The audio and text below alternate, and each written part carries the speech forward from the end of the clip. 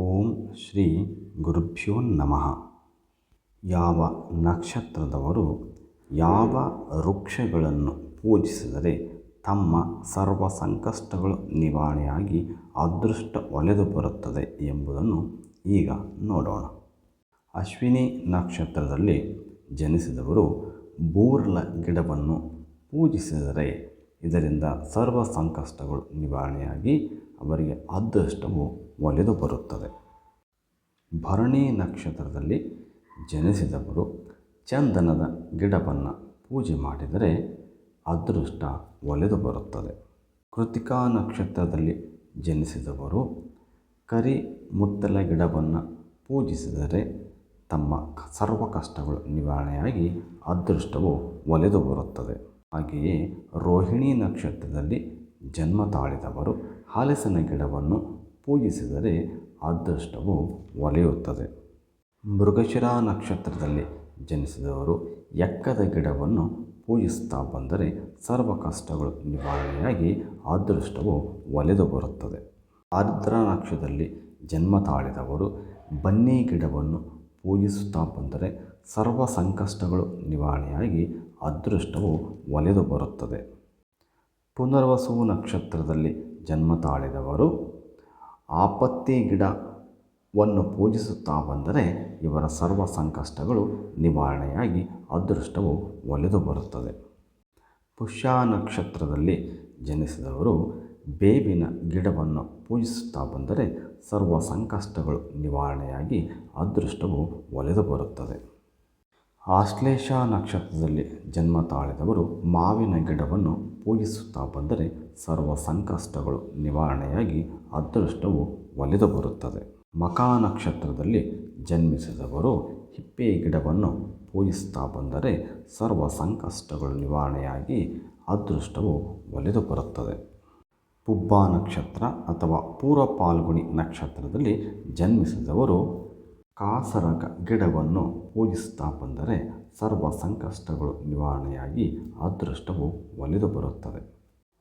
ಉತ್ತರ ನಕ್ಷತ್ರ ಅಥವಾ ಉತ್ತರ ಪಾಲ್ಗುಣಿ ನಕ್ಷತ್ರದಲ್ಲಿ ಜನ್ಮಿಸಿದವರು ನಲ್ಲಿಕಾಯಿ ಗಿಡವನ್ನು ಪೂಜಿಸುತ್ತಾ ಬಂದರೆ ಸರ್ವ ಸಂಕಷ್ಟಗಳು ನಿವಾರಣೆಯಾಗಿ ಅದೃಷ್ಟವು ಒಲಿದು ಬರುತ್ತದೆ. ಹಸ್ತ ನಕ್ಷತ್ರದಲ್ಲಿ ಜನ್ಮಿಸಿದವರು ಹತ್ತಿ ಗಿಡವನ್ನು ಪೂಜಿಸುತ್ತಾ ಬಂದರೆ ಸರ್ವ ಸಂಕಷ್ಟಗಳು ನಿವಾರಣೆಯಾಗಿ ಅದೃಷ್ಟವು ಒಲಿದು ಬರುತ್ತದೆ. ಚಿತ್ತ ನಕ್ಷತ್ರದಲ್ಲಿ ಜನ್ಮಿಸಿದವರು ನೇರಳೆ ಗಿಡವನ್ನು ಪೂಜಿಸುತ್ತಾ ಬಂದರೆ ತಮ್ಮ ಸರ್ವ ಸಂಕಷ್ಟಗಳು ನಿವಾರಣೆಯಾಗಿ ಅದೃಷ್ಟವು ಒಲಿದು ಬರುತ್ತದೆ. ಸ್ವಾತಿ ನಕ್ಷತ್ರದಲ್ಲಿ ಜನ್ಮಿಸಿದವರು ಕದಿರ ಗಿಡವನ್ನು ಪೂಜಿಸುತ್ತಾ ಬಂದರೆ ತಮ್ಮ ಸರ್ವ ಸಂಕಷ್ಟಗಳು ನಿವಾರಣೆಯಾಗಿ ಅದೃಷ್ಟವು ಒಲಿದು ಬರುತ್ತದೆ. ವಿಶಾಖ ನಕ್ಷತ್ರದಲ್ಲಿ ಜನ್ಮಿಸಿದವರು ಶಿವಾನಿ ಗಿಡವನ್ನು ಪೂಜಿಸುತ್ತಾ ಬಂದರೆ ತಮ್ಮ ಸರ್ವ ಸಂಕಷ್ಟಗಳು ನಿವಾರಣೆಯಾಗಿ ಅದೃಷ್ಟವು ಒಲಿದು ಬರುತ್ತದೆ. ಅನುರಾಧ ನಕ್ಷತ್ರದಲ್ಲಿ ಜನಿಸಿದವರು ಬಿದಿರು ಗಿಡವನ್ನು ಪೂಜಿಸುತ್ತಾ ಬಂದರೆ ತಮ್ಮ ಸರ್ವ ಸಂಕಷ್ಟಗಳು ನಿವಾರಣೆಯಾಗಿ ಅದೃಷ್ಟವು ಒಲಿದು ಬರುತ್ತದೆ. ಜ್ಯೇಷ್ಠ ನಕ್ಷತ್ರದಲ್ಲಿ ಜನ್ಮಿಸಿದವರು ಪಿಂಪಳ ಗಿಡವನ್ನು ಪೂಜಿಸುತ್ತಾ ಬಂದರೆ ತಮ್ಮ ಸರ್ವ ಸಂಕಷ್ಟಗಳು ನಿವಾರಣೆಯಾಗಿ ಅದೃಷ್ಟವು ಒಲಿದು ಬರುತ್ತದೆ. ಮೂಲ ನಕ್ಷತ್ರದಲ್ಲಿ ಜನ್ಮಿಸಿದವರು ಊರ ಹೊನ್ನೆ ಗಿಡವನ್ನು ಪೂಜಿಸುತ್ತಾ ಬಂದರೆ ತಮ್ಮ ಸರ್ವ ಸಂಕಷ್ಟಗಳು ನಿವಾರಣೆಯಾಗಿ ಅದೃಷ್ಟವು ಒಲಿದು ಬರುತ್ತದೆ. ಪೂರ್ವಾಷಾಢದಲ್ಲಿ ಜನ್ಮಿಸಿದವರು ಆಲದ ಗಿಡವನ್ನು ಪೂಜಿಸುತ್ತಾ ಬಂದರೆ ತಮ್ಮ ಸರ್ವ ಸಂಕಷ್ಟಗಳು ನಿವಾರಣೆಯಾಗಿ ಅದೃಷ್ಟವು ಒಲಿದು ಬರುತ್ತದೆ. ಉತ್ತರಾಷಾಢ ನಕ್ಷತ್ರದಲ್ಲಿ ಜನ್ಮಿಸಿದವರು ಮುತ್ತಗದ ಗಿಡವನ್ನು ಪೂಜಿಸುತ್ತಾ ಬಂದರೆ ತಮ್ಮ ಸರ್ವ ಸಂಕಷ್ಟಗಳು ನಿವಾರಣೆಯಾಗಿ ಅದೃಷ್ಟವು ಒಲಿದು ಬರುತ್ತದೆ. ಶ್ರವಣ ನಕ್ಷತ್ರದಲ್ಲಿ ಜನ್ಮಿಸಿದವರು ಬಸರಿ ಗಿಡವನ್ನು ಪೂಜಿಸುತ್ತಾ ಬಂದಲ್ಲಿ ತಮ್ಮ ಸರ್ವ ಸಂಕಷ್ಟಗಳು ನಿವಾರಣೆಯಾಗಿ ಅದೃಷ್ಟವು ಒಲಿದು ಬರುತ್ತದೆ.